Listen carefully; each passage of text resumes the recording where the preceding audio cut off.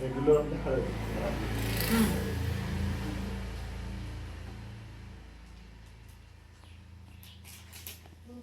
हे वॉटर प्युरिफायरचं पाणी किंवा टॅपचं पाणी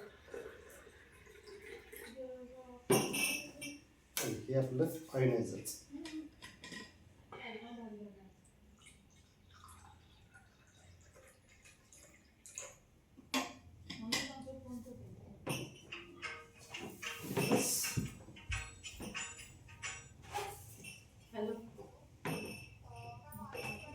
दोन्हीत फरक गोल्ड सर्टिफिकेट आणि आधार बघूया आपण जिरा.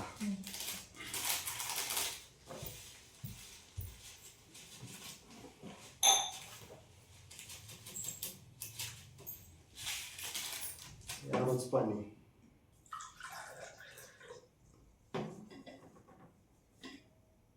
आयोनायझरचं पाणी.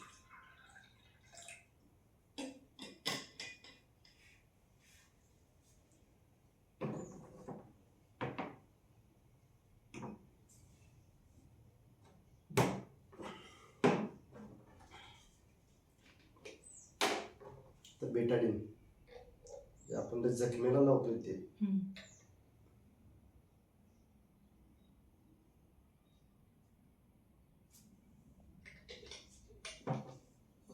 यावरच पाणी.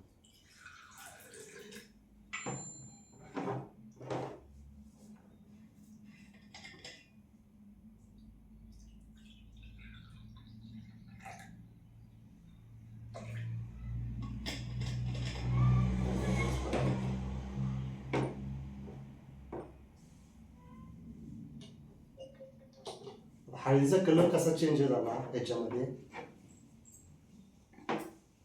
ही हळद आपली रेग्युलर हळद पाणी आहे, ते रेग्युलर पाणी आहे. आणि ह्याच्यात आणि ह्याच्यात कलरमध्ये फरक कशामुळे झाला की ह्याची पाण्याची जी जाडी आहे ती कमी आहे, त्याच्यामुळं पूर्णपणे अर्क विरघळला गेला पाण्यामध्ये, त्याच्यामुळे कलर नॅचरल कलर आला.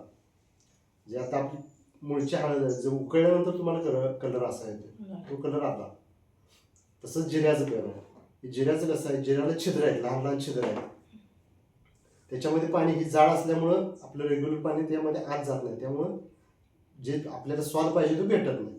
याच्यामुळं कसं होणार, पाणी आतमध्ये गेलं त्याच्यामुळं अर्क बाहेर आला, त्यामुळे नॅचरल आपल्याला याला टेस्ट भेटते. म्हणजे स्वयंपाकामध्ये टेस्टमध्ये ॲक्च्युली जे आपण पदार्थ वापरतो त्याचं भेटतच नाही कुठलीच, त्याच्यामुळे भेटणार.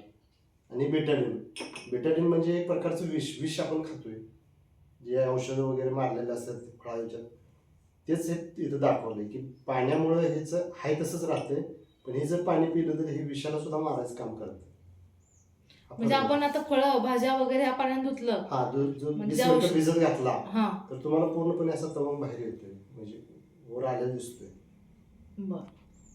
भाज्यांच्या मध्ये. असलं थोडं घ्या मग बघूया आपण ते 20 मिनिटं ठेवायला लागणार. आणखी मग ते आपण तिथं